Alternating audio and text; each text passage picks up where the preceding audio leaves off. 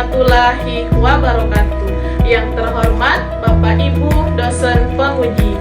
Perkenalkan, nama saya Mayang Pasa, SPD, guru di SMK Negeri 1 Tanjung Pandan, Kabupaten Belitung, Provinsi Kepulauan Bangka Belitung, dan sebagai mahasiswi PPG dalam jabatan Angkatan 2 Program Studi PPKN LPTK Universitas Syah Kuala tahun 2021.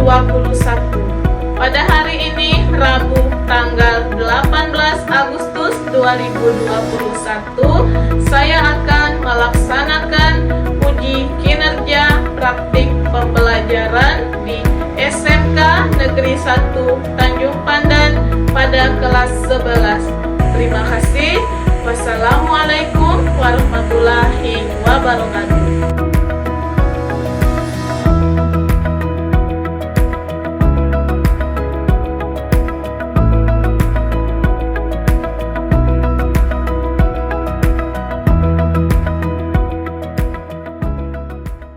Siap. Beri salam kepada Ibu Guru. Assalamualaikum warahmatullahi wabarakatuh. Duduk. Waalaikumsalam warahmatullahi wabarakatuh. Apa kabarnya hari ini anak-anak? Baik, Bu. Apa kabar, Bu? Alhamdulillah, Ibu kabarnya baik juga. Anak-anak, sebelum memulai pembelajaran pada hari ini, marilah kita berdoa. Kepada Ananda Teguh, dipersilakan untuk memimpin doa. Baiklah teman-teman, sebelum memulai pembelajaran pada hari ini, baiklah kita berdoa menurut agama dan kepercayaan masing-masing. Berdoa mulai.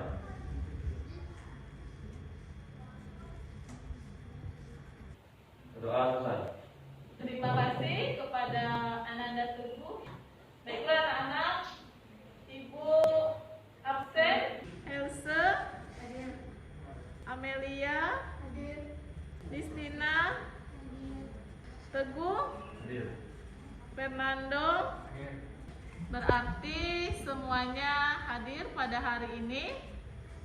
Baiklah anak-anak, coba dirapikan dan dibersihkan meja kursinya. Jika masih ada sampah, silakan dibuka. Apa sudah bersih dan rapi tempat duduknya? Sudah, Bu. Terima kasih, karena dengan kondisi kelas yang rapi dan bersih akan menciptakan kenyamanan dalam belajar.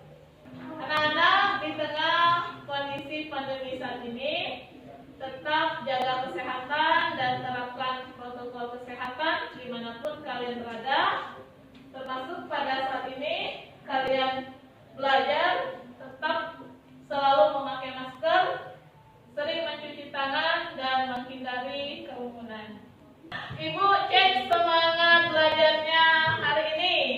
11 OTKP 1. Siapa yang meraih prestasi?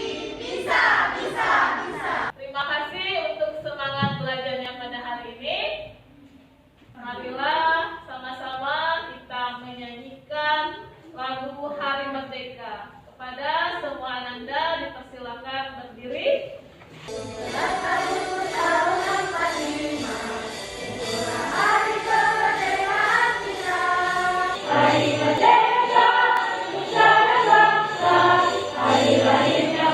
Indonesia,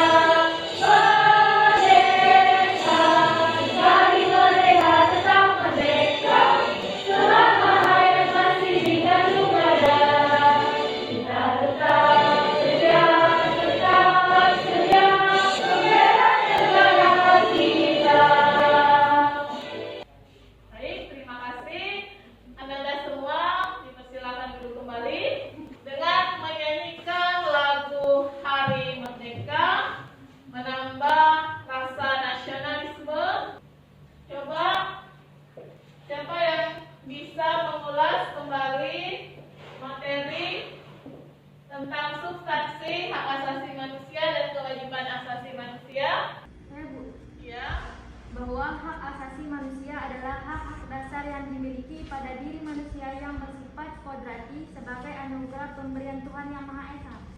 Bagus sekali jawabannya dulu. Terima kasih. Ada lagi yang mau menambahkan? Hak-hak yang kita dapatkan yaitu hak asasi pribadi, hak asasi ekonomi, hak asasi politik, hak asasi sosial budaya, dan hak asasi hukum. Seseorang mendapatkan haknya dikarenakan terpenuhi kewajibannya. Misalnya seorang pekerja mendapatkan upah atau gaji setelah melaksanakan pekerjaan yang merupakan kewajibannya. Terima kasih kepada Ananda Lulu dan Ananda Helse. Kita kasih aplaus. Ibu yakin Ananda semalam belajar sehingga bisa mengulas kembali materi pada hari ini. Benar apa yang dikatakan Ananda Helse dengan Lulu bahwa hak asasi manusia adalah hak yang melekat dalam diri setiap manusia yang tidak bisa dicabut, digantikan, karena keberadaan manusia sebagai makhluk Tuhan Yang Maha Esa. Hak asasi yang dimiliki oleh setiap orang diantaranya hak asasi pribadi. Misalnya hak untuk hidup dan mempertahankan kehidupan serta hak untuk memiliki kebebasan. Namun, hak tersebut tidak seutuhnya didapatkan oleh setiap manusia. Sering kita dengar di televisi atau media online terjadinya pembunuhan, penganiayaan, pencemaran nama baik. Hal tersebut merupakan kasus pelanggaran hak asasi manusia. Pada pertemuan sebelumnya, Ibu meminta membaca di media online satu orang mencari satu kasus pelanggaran HAM. Saya, Bu. Kasus pembunuhan di mana orang tua kandung tega membunuh anaknya yang masih bayi dikarenakan menangis, Bu. Terima kasih kepada Ananda Ayu. Ada lagi yang mau menambahkan? Saya, Bu. Semalam saya membaca di media online ada seseorang yang melakukan pencemaran nama baik terhadap publik figur dengan mencela di medsos, Bu. Terima kasih kepada Ananda Ayu dan Ananda Listina. Kita kasih aplaus. Pada hari ini kita akan mempelajari materi tentang kasus-kasus pelanggaran hak asasi manusia. Adapun tujuan pembelajaran pada hari ini melalui model pembelajaran problem based learning diharapkan peserta didik dapat meyakini dengan sikap religius, mengamalkan, menganalisis, dan mempresentasikan hasil analisis pelanggaran hak asasi manusia dan hasil analisis kasus-kasus pelanggaran hak asasi manusia secara kritis, kreatif, serta aktif. Penilaian pembelajaran yang akan Ibu lakukan pada hari ini, yang pertama penilaian sikap, diantaranya sikap religius dan sikap sosial. Yang kedua yaitu aspek pengetahuan melalui soal pretest dan post-test. Penilaian yang ketiga yaitu keterampilan. Ibu nilai dari keaktifan kalian dalam diskusi dan presentasi. Untuk mengetahui pemahaman awal Ananda semua, sudah Ibu share di grup WhatsApp kelas. Silakan untuk mengerjakan soal pretest.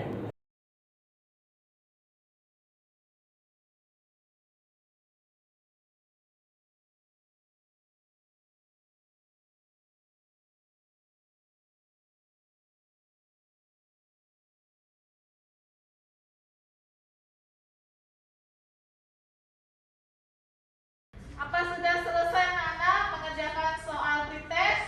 Sudah, Bu. Baik, terima kasih. Bu, saya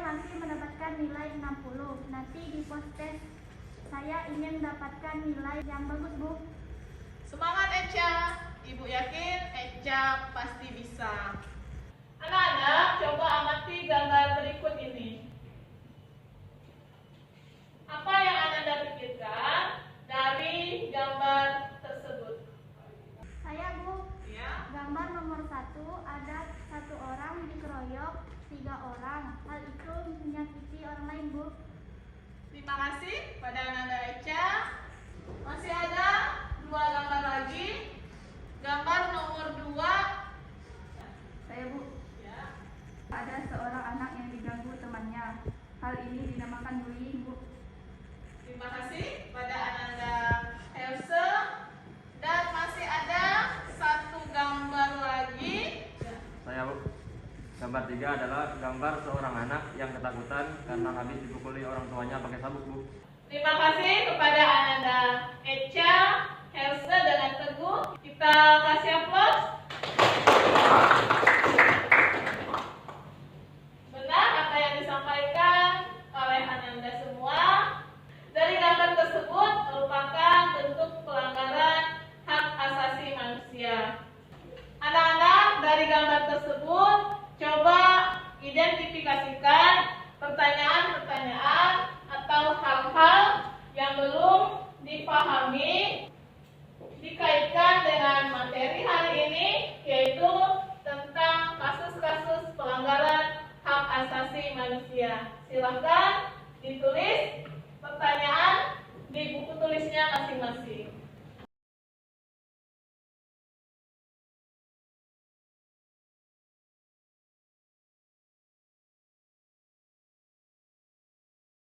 Apa sudah selesai menuliskan pertanyaan-pertanyaan atau hal-hal yang belum dipahami dari gambar tersebut? Sudah, Bu. Coba kemukakan pertanyaan-pertanyaan yang sudah Ananda buat. Saya, Bu. Mengapa terjadinya kasus-kasus pelanggaran HAM? Adakah faktor-faktor penyebab terjadinya pelanggaran HAM tersebut, Bu? Baik, terima kasih kepada Zisara. Akan Ibu tuliskan. Ada lagi? Saya, Bu. Apa saja bentuk pelanggaran HAM? Baik, terima kasih. Pertanyaan yang bagus. Apa masih ada lagi? Saya, Bu. Bagaimana cara menyelesaikan dari kasus pelanggaran HAM yang terjadi? Terima kasih kepada Ananda Vera. Pertanyaannya bagus sekali. Akan Ibu tuliskan. Pertanyaan Ananda semua sangat bagus. Untuk menjawab pertanyaan-pertanyaan tersebut, silakan kalian berdiskusi bersama kelompoknya masing-masing. Akan Ibu bagi menjadi 4 kelompok. Ibu bacakan pembagian kelompok. Kelompok 1, Teguh, Ayu Andini, Helse. Kelompok 2, Desara, Destina Vera. Kelompok 3, Nurul, Michelle. Kelompok 4, Fernando, Eca, dan Amelia. Silakan membentuk kelompoknya masing-masing. Baik anak-anak, apa sudah duduk dengan kelompoknya masing-masing? Sudah, Bu. Baik, terima kasih. Ibu akan bagikan LKPD yang akan didiskusikan dengan kelompoknya masing-masing.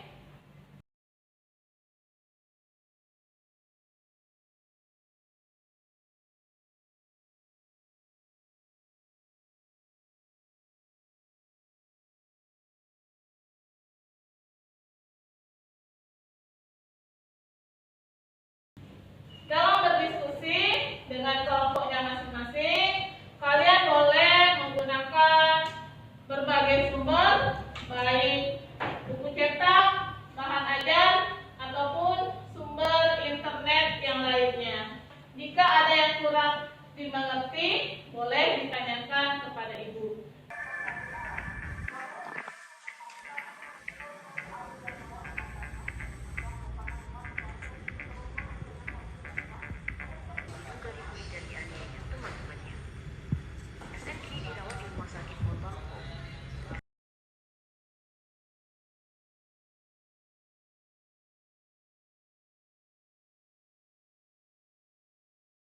Bagaimana kelompok 4? Sudah sampai mana pengerjaannya? Kami sudah sampai nomor 2, Bu. Baik, terima kasih. Kelompok 2. Ini nomor 3. Nah, belum diisi, dilengkapi jawaban nomor 3.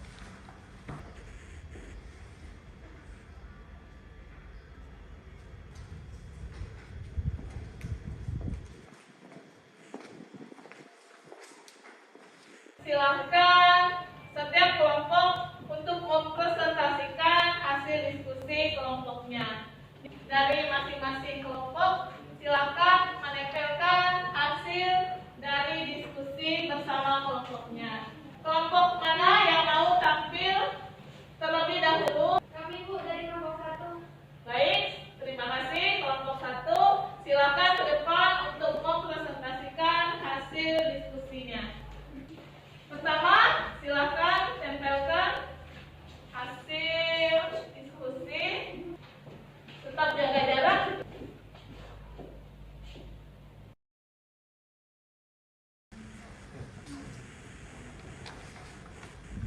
Assalamualaikum warahmatullahi wabarakatuh. Kami dari kelompok 1, berdirinya kami di sini ingin mempresentasikan hasil kerja kelompok kami.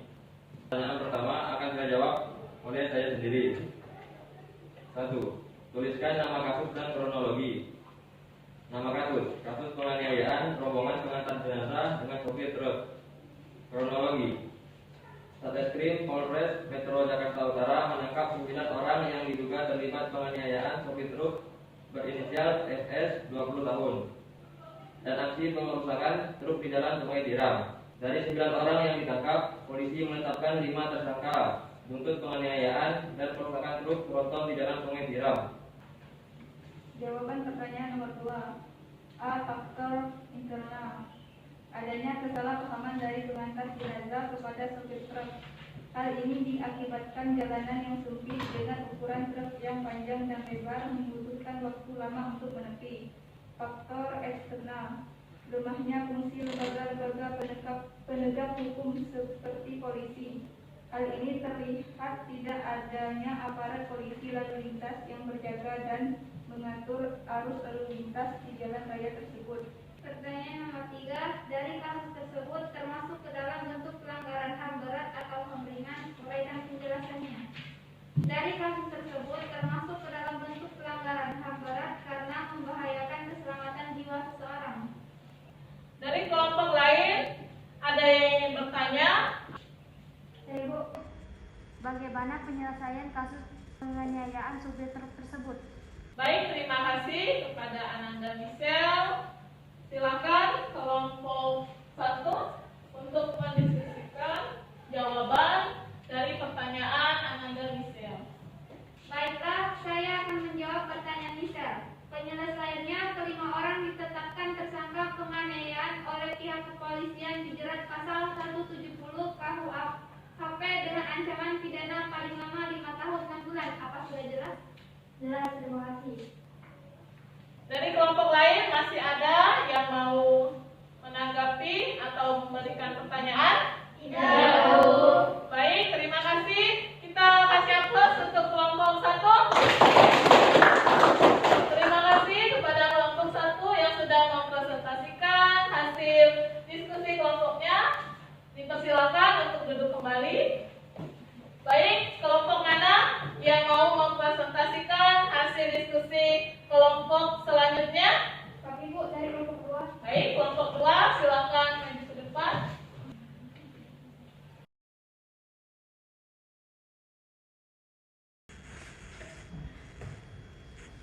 Assalamualaikum warahmatullahi wabarakatuh. Waalaikumsalam warahmatullahi wabarakatuh. Kami dari kelompok 2 ingin mempresentasikan hasil diskusi dari kelompok kami dengan tema kasus bullying. Pertanyaan nomor 1 akan dijawab oleh saya sendiri. Tuliskan nama kasus dan kronologi. Nama kasus: murid SD korban bully mengalami depresi berat. Kronologi: murid SD berinisial SM berusia 13 tahun di Sungai Ulak, Kabupaten Merangin, Provinsi Jambi. Murid kelas 6 itu diduga mengalami trauma dan depresi usai mendapatkan bullying dari 6 orang teman sekolahnya. Dari informasi yang diterima, bullying yang dialami SN sebenarnya sudah terjadi sebulan yang lalu. Penyebabnya, SN tidak mau memberikan contekan pelajaran kepada teman-temannya. Akibat besar, teman-temannya itu melakukan bullying kepada korban. Baiklah, pertanyaan nomor 2 dilanjutkan oleh Justina. Kedua, jelaskan penyebab terjadinya pelanggaran HAM dari kasus tersebut. A. Faktor internal, karena SN tidak mau memberikan contekan kepada teman-temannya sehingga teman-teman korban kesal dan SN mengalami tindakan bully. B. Faktor eksternal, mediasi yang dilakukan antara ketiga belah pihak antara orang tua korban, pelaku dan pihak sekolah. Baiklah, pertanyaan nomor 3 dilanjutkan oleh Vera. 3. Dari kasus tersebut termasuk ke dalam bentuk pelanggaran HAM berat atau HAM ringan. Uraikan penjelasannya. Dari kasus tersebut termasuk ke dalam bentuk pelanggaran HAM ringan walau tidak sampai menghilangkan nyawa orang lain. Baiklah, apakah ada teman-teman yang ingin bertanya? Saya ingin bertanya, bagaimana tindakan yang dilakukan pihak sekolah dalam mengatasi kasus tersebut? Baik, terima kasih kepada Pak Mando, perwakilan kelompok 4 yang sudah mengajukan pertanyaan. Silakan kelompok 2 untuk mendiskusikan jawaban bersama kelompoknya. Jawabannya adalah dilakukan mediasi setelah kejadian tersebut antara orang tua korban dan orang tua pelaku serta pihak sekolah. Apa sudah jelas? Terima kasih atas jawaban. Baik, terima kasih untuk kelompok 2 yang sudah mempresentasikan hasil diskusi kelompoknya. Kita kasih aplaus. Kelompok mana yang mau tampil selanjutnya? Kami Bu, kelompok 3. Baik, kelompok 3 silakan maju ke depan.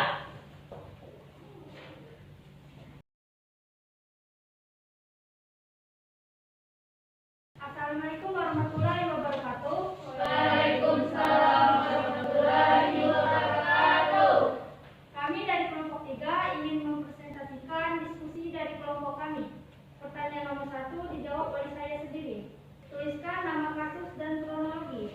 Nama kasus, Okan Cornelius laporkan mantan istri atas dugaan pencemaran nama baik. Kronologi, aktor Okan Cornelius melaporkan mantan istrinya, Mailen Reski, atas dugaan pencemaran nama baik. Hal ini dibenarkan kasus hukum Okan Sri Dren saat ditemui di Polres Metro Depok, Senin 15 Maret 2021.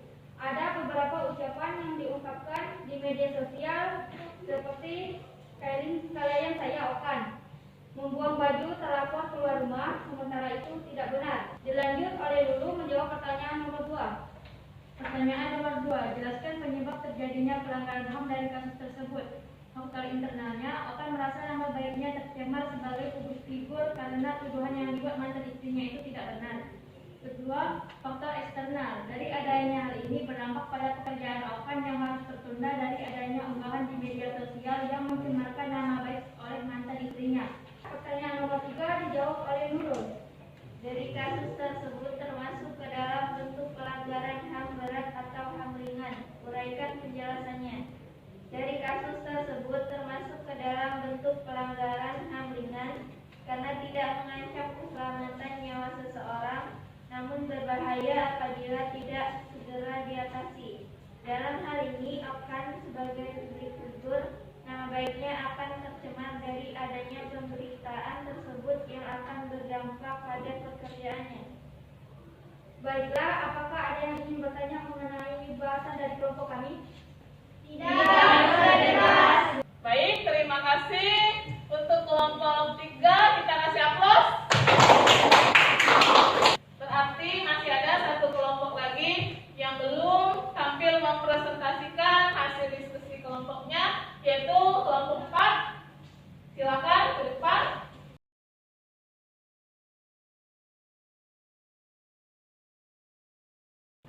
Assalamualaikum warahmatullahi wabarakatuh. Waalaikumsalam warahmatullahi wabarakatuh.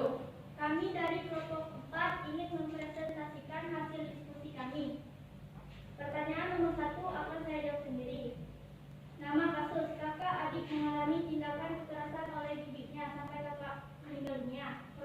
Kronologi, bocah 13 tahun itu merupakan korban pembunuhan pasangan suami istri yang juga masih keluarganya.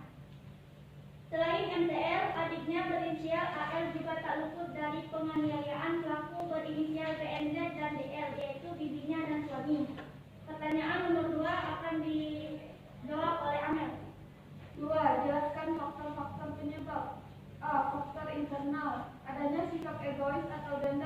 mendidik korban kepada adanya faktor eksternal. Adanya pengaruh dari suami baru didik korban yang membantu melakukan penyiksaan terhadap MTL dan DZ dan pembunuhan MTL. Menjawab pertanyaan nomor 3, dari kasus tersebut termasuk ke dalam bentuk pelanggaran hak asasi manusia berat atau hak asasi manusia ringan. Uraikan penjelasannya. Dari kasus tersebut termasuk ke dalam bentuk pelanggaran hak asasi manusia berat karena sudah menghilangkan nyawa seseorang.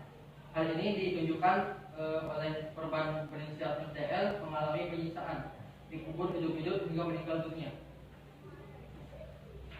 Apakah ada yang ingin bertanya? Saya, mengapa pembunuhan termasuk ke dalam pelanggaran HAM berat? Baik, terima kasih Ananda Lulu yang sudah mengajukan pertanyaan. Silakan kelompok 4 untuk menjawab pertanyaan dari Ananda Lulu. Baiklah, saya akan menjawab pertanyaan dari dulu. Pembunuhan termasuk ke dalam pelanggaran HAM berat karena sudah menghilangkan nyawa seseorang. Apa sudah jelas? Jelas, terima kasih. Baik, terima kasih kelompok 4. Kita kasih aplaus. Di akhir akan Ibu umumkan ada satu kelompok terbaik yang akan mendapatkan reward dari Ibu. Baiklah, Ibu akan memberikan penguatan materi pembelajaran pada hari ini. Apa sebenarnya pelanggaran HAM itu? Menurut Undang-Undang Nomor 39 Tahun 1999, pelanggaran HAM adalah setiap perbuatan seseorang ataupun kelompok orang, termasuk aparat negara, baik disengaja maupun tidak disengaja, atau kelalaian, membatasi, atau mencabut hak asasi seseorang atau kelompok orang yang dijamin oleh undang-undang ini. Pelanggaran hak asasi manusia secara umum, faktor penyebabnya itu ada dua, yaitu faktor internal dan faktor eksternal. Faktor internal adalah faktor atau dorongan seseorang melakukan pelanggaran hak asasi manusia yang berasal dari dalam diri seseorang. Di antaranya sikap egoisme, yang kedua rendahnya kesadaran hak asasi manusia, yang ketiga sikap tidak toleran, yang kedua faktor eksternal. Di antaranya yang pertama ketidaktegasan aparat penegak hukum, yang kedua penyalahgunaan kekuasaan, yang ketiga penyalahgunaan teknologi, yang keempat yaitu kesenjangan ekonomi dan sosial. Berdasarkan sifatnya, bentuk pelanggaran HAM itu ada dua, yaitu pelanggaran HAM berat dan pelanggaran HAM ringan. Dari penjelasan materi yang sudah Ibu sampaikan, apakah ada yang belum memahami? Sudah jelas Bu, berarti pelanggaran HAM merupakan perbuatan yang tidak baik mengambil hak asasi orang lain. Terjadinya pelanggaran HAM terjadi karena dua faktor, yaitu faktor internal dan faktor eksternal. Baik, terima kasih kepada Ananda Lulu. Coba di antara Ananda, siapa yang bisa menyimpulkan materi pembelajaran pada hari ini? Saya, Bu. Bentuk pelanggaran HAM ada dua, yaitu diskriminasi dan penyiksaan. Sifat pelanggaran HAM dibagi menjadi dua, yaitu pelanggaran HAM berat dan pelanggaran HAM ringan. Pelanggaran HAM berat, contohnya genosida dan kejahatan terhadap kemanusiaan. Sedangkan pelanggaran HAM ringan, contohnya pencemaran lingkungan dan kelalaian dalam pemberian layanan kesehatan. Faktor penyebab pelanggaran HAM dibagi menjadi dua, yaitu faktor internal dan eksternal. Faktor internal contohnya sikap egois, rendahnya kesadaran HAM, dan sikap tidak toleran. Sedangkan faktor eksternal contohnya penyalahgunaan kekuasaan, ketidaktegasan aparat penegak hukum, penyalahgunaan teknologi, dan kesenjangan sosial ekonomi. Baik, terima kasih kepada Ananda Listina. Kita kasih aplaus. Coba di antara Ananda, apa manfaat dari pembelajaran kita pada hari ini? Setiap manusia pasti mempunyai hak asasi, akan tetapi hak asasi yang dimiliki setiap manusia dibatasi oleh hak asasi manusia lain, sehingga kita harus menghindarkan diri agar tidak melakukan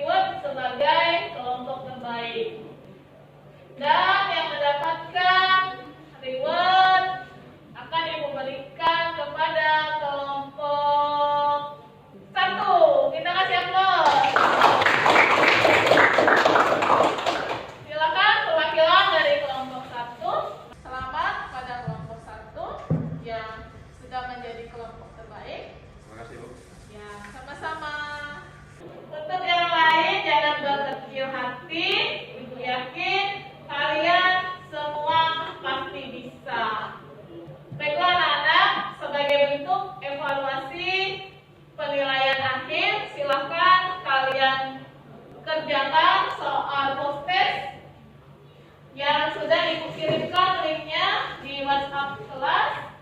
Silahkan dibuka HP-nya.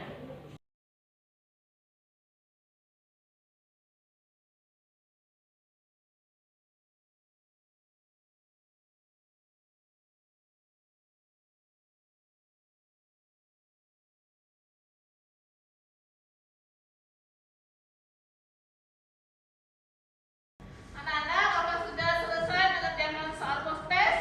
Sudah, Bu. Bagaimana, sudah dilihat nilainya? Sudah, Bu. Ya, Eca? Bu, saya mendapatkan nilai bagus di post-test dibandingkan dengan nilai pretest tadi, Bu. Baiklah anak-anak, kita cukupkan pembelajaran pada hari ini. Untuk pertemuan berikutnya, kalian baca dan kalian pelajari tentang upaya-upaya menegakkan HAM. Kita tutup pembelajaran pada hari ini dengan berdoa kepada Ananda Teguh. Dipersilakan untuk memimpin doa. Baiklah teman-teman, untuk mengakhiri kegiatan belajar pada hari ini, alangkah baiknya kita berdoa menurut agama dan kepercayaan masing-masing agar pembelajaran hari ini bisa berguna untuk kita. Berdoa mulai. Doa besar. Terima kasih kepada Ananda Teguh. Ibu akhiri pembelajaran pada hari ini. Tetap semangat dan tetap selalu patuhi protokol kesehatan. Wassalamualaikum